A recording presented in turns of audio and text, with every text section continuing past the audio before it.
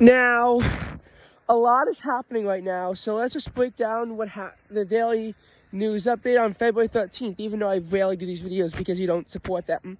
So first of all, there is that special election that's going on today, though don't think, that should have went on today due to the storm. It probably should have been postponed, especially given how critical of an election this is. This is because normally when we have these special elections, very rarely can these actually prevent real turnover opportunities. A lot of the districts at this point are just safe, especially with all the gerrymandering stuff. So it's rare to find a competitive district, such as New York's 3rd. But that's exactly what it is. A district that was predominantly Republican, but turned into a battleground district that Santos won in 2022. But then you had this whole ethical nightmare that got him kicked out of the House in December 2023.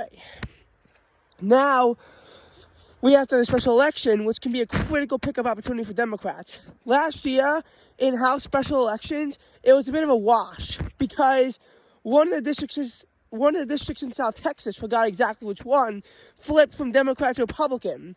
The Republican was actually then gerrymandered out by a Democrat. And you might wonder, why would Texas do that?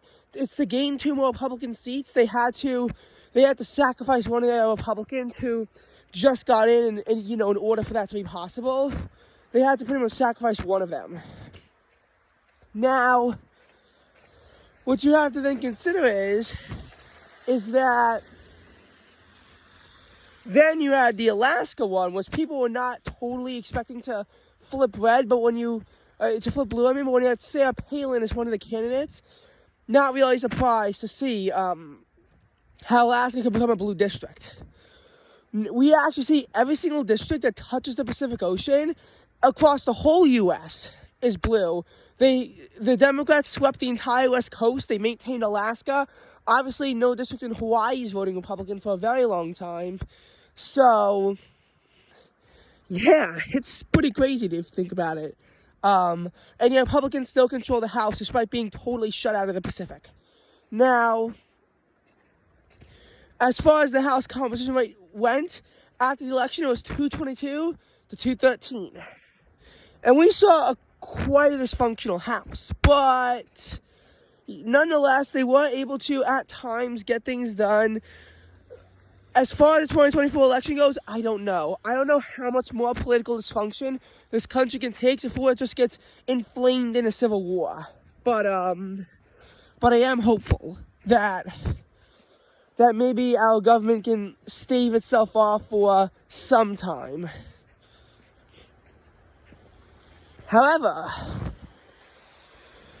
what I also want you to think about is this district and how much it matters, because it's 222 to 213. This can make it 221 to 214. That would already be the narrowest House we've seen in quite a while if it goes down to that level of a margin. If it goes down to 221 to 214, that means Republicans will only maintain a 4-seat majority. And that's if Suozzi gets reelected. If Mazi Pilip gets elected, it'll again pretty much, cement this as a Republican-based district. Now, as for the election, I think that it's probably going to flip blue in a very narrow victory for Suozzi. But I'm not totally sure because I could see a million different things happening. Oh, and by the way, about the snowfall. Another disappointment for New York City. You might be wondering, how can I say this? How come every single time there's a storm, I keep saying it's a disappointment for New York City? It's because they all are. This is a storm that I thought could bring several inches of snow to New York City and kick it out of the top 5 at least snowy winters. It's out of the top 5 at least snowy winters, but oh my god, this could still be one of the worst winters on record for New York City. And I was satisfied. I can make snow angels with the snow, although it was also a pain to shovel and it ruined my day. I measured 7.4 inches of snow where I lived. Most of Nassau County where I live got 8 inches of snow, and the Central Park snow hole continued. 3.2 inches. As far as I know, the Islip Airport only got 4.2 inches of snow. There was 3.3 at LaGuardia, 4.2 at Kennedy, and 4.9 at Bridgeport. The highest snow amount was over 15 inches of snow in where was it? In West Hartford, Connecticut. That's where the highest snowfall total was.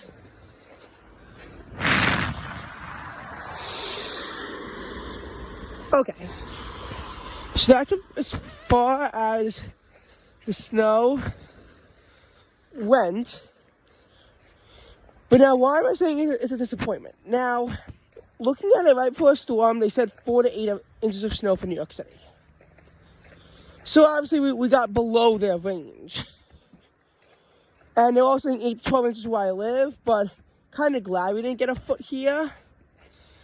My dad was always saying that the city would get more than us. I told him that he was wrong, and he was wrong big time. They only got 3.2 inches of snow. Now, the storm was our biggest since January 29, 2022. Both where I live and in the city. Because last year in the city, all they got was 1.8 inches in a single event, and all I got was 3.5 inches in a single event. New York City finally snapped its record 2-inch snow streak at 744 days. And why, you might ask, am I saying that the 2-inch snow streak is legitimate, whereas the 1-inch one isn't? Well, the 1-inch one, I say, is somewhat cherry-picked because it happened to be purely based on the timing as to how it's split. But we did not get a 2-inch snow event last winter.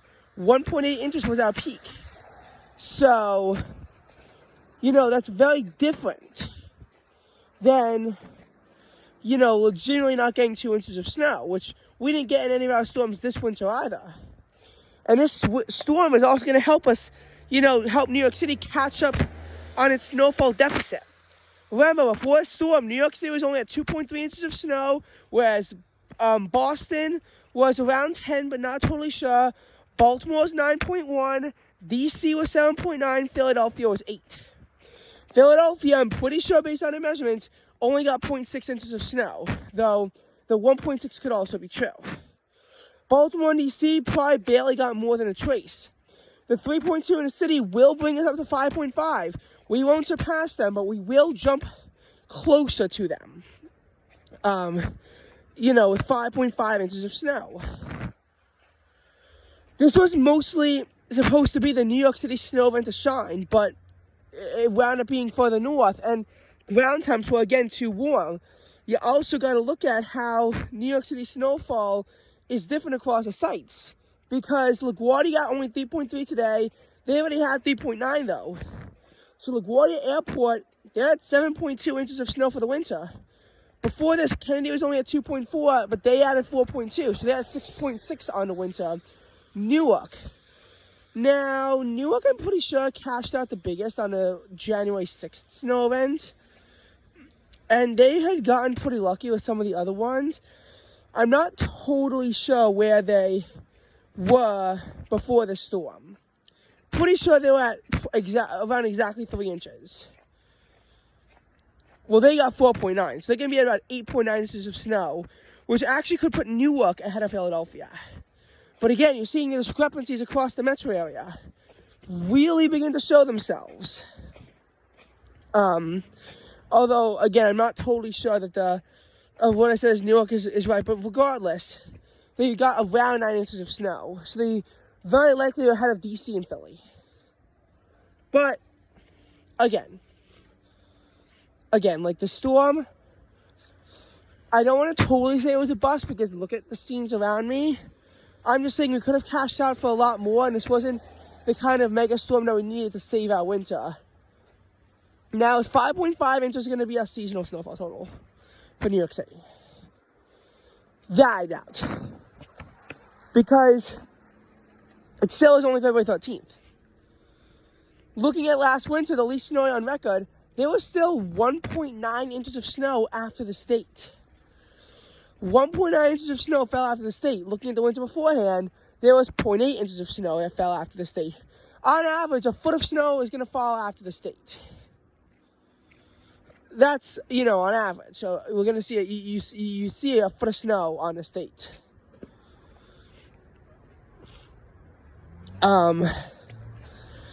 Usually we tend not to, cash out very well in these later snow events. But even then, the winter before this winter, the 2021 winter, which was a giant snowy winter, 4.5 inches of snow after the state.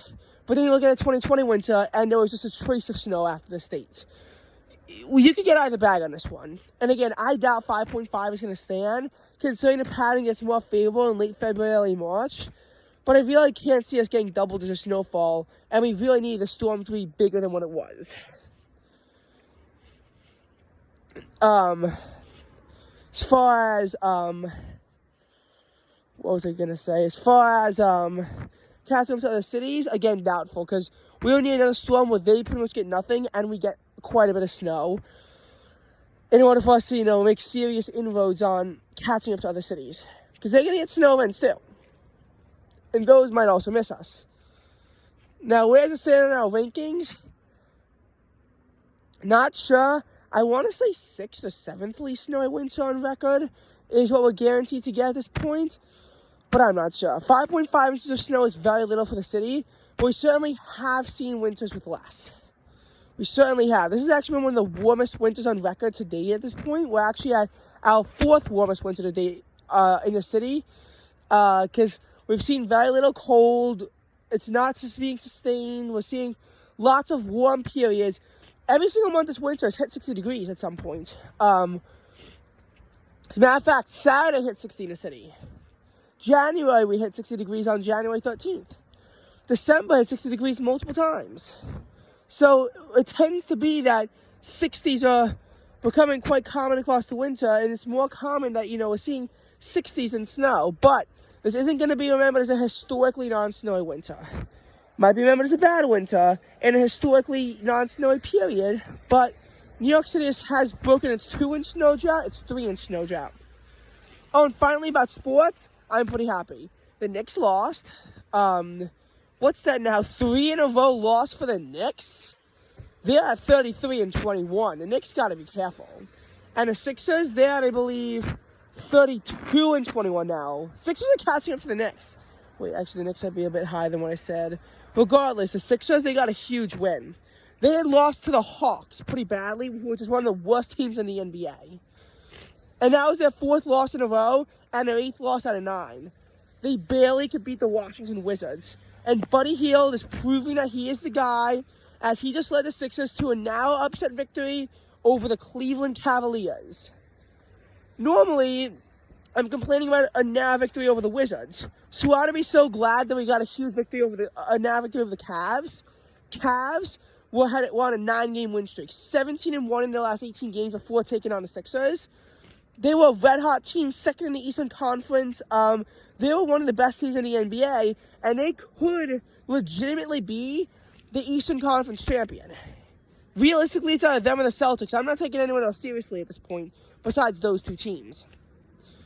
And the Sixers just got a huge win over a red-hot team, whereas the Wizards are a terrible team that still only has 9 wins, and they're guaranteed to have a losing season thanks to their 42 losses coming into this game. They could have won Philadelphia in every game after. They'd still have a losing record and would be stuck as a play-in team. Honestly, there's a rebirth in the Philadelphia 76ers season. It's unfortunate that our only win between between Joel Embiid's 70-point performance against the Spurs and our win against the Wizards was a near victory against the Utah Jazz. But the Sixers can make a comeback on their season. Basketball is not over. The Sixers are right now in the 5 seed. And I don't anticipate this getting higher. But if we get ourselves from being lower, we can legitimately go on a run.